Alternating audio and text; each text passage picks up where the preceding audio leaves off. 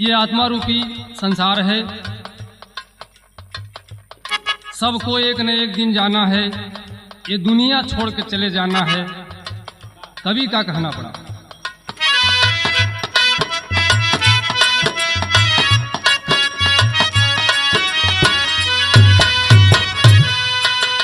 परमात्मा ने कहा आत्मा रूपी दुल्हन के लिए संदेश है। अरे झारी जाए सासुर में दुलारवा ये गोरिया, झारी जाई है सासुर में दुलारवा ये गोरिया, नखरा दिखाइल नाई हरवा में हो।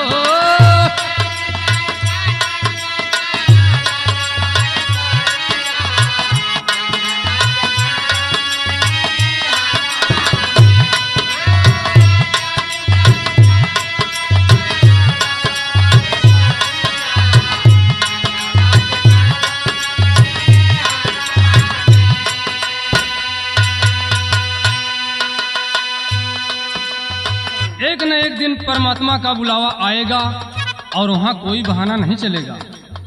जितना भी बहाना है, जितना भी श्रृंगार है, एक भी बहाना नहीं चलेगा। अगली लाइन में कहना पड़ेगा।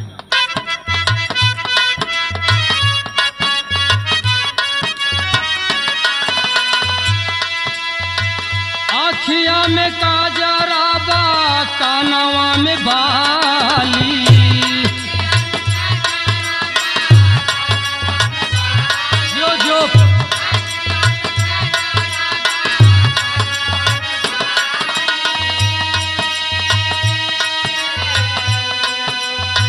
गलवा पे गोदाना लागैलू होठलाली,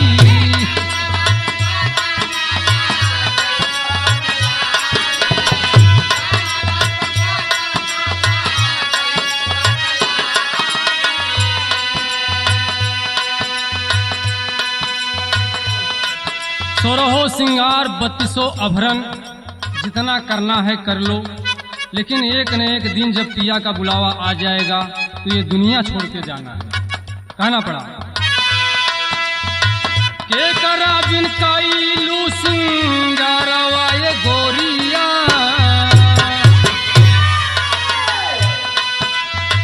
के करा बिन काइलू सिंगारवा ये गोरिया, नखरा दिखाइल नाई हरवा में हो।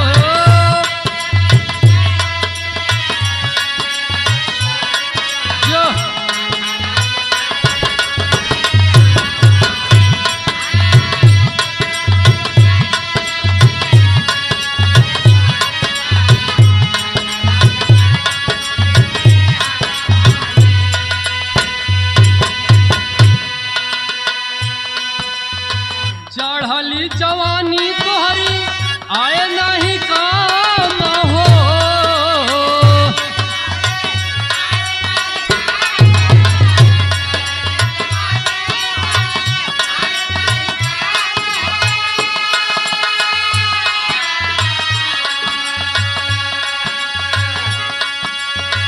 राम नाम भजन जप तू सुबह शाम हो।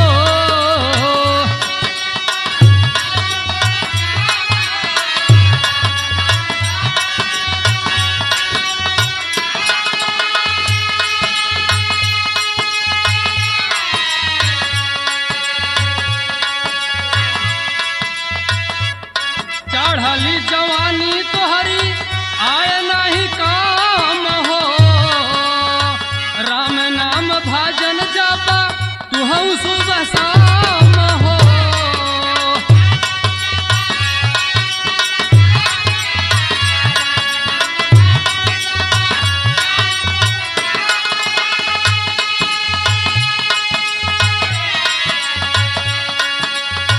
रात दिन साझे भी न सारवा ये गोरिया,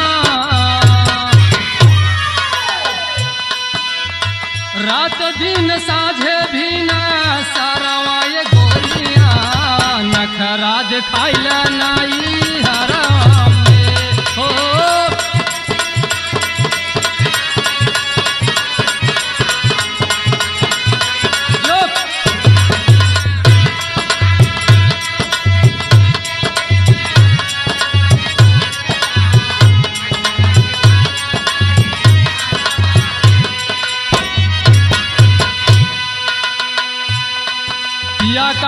जब बुलावा आ जाएगा तो न सुबह न शाम आखिरकार जाना पड़ेगा।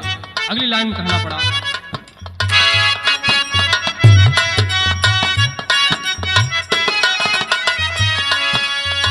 घूम लियो बाजार जियो लभर चभरा में,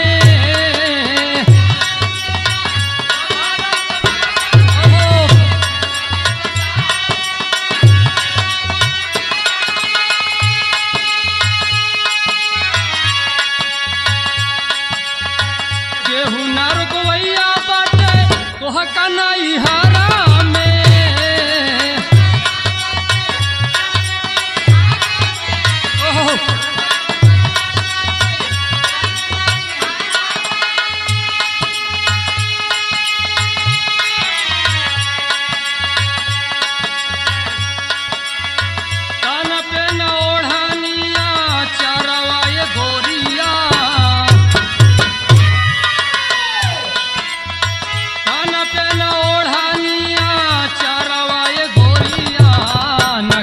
दिखाइल नाई हरवा में हो,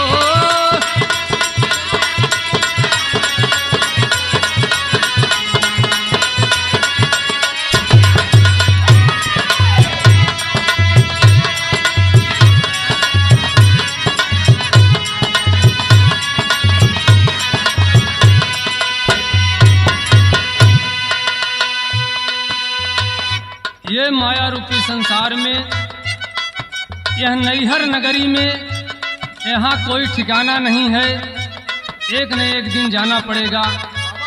आखिरकार अगली लाइन में कहना पड़ा,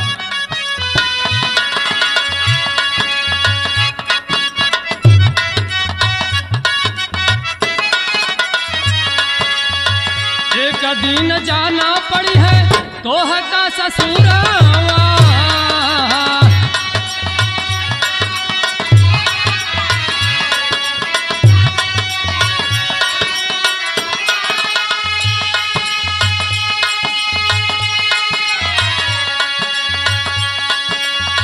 संतोषी निर्मल बाटे यह दस्तूरावा,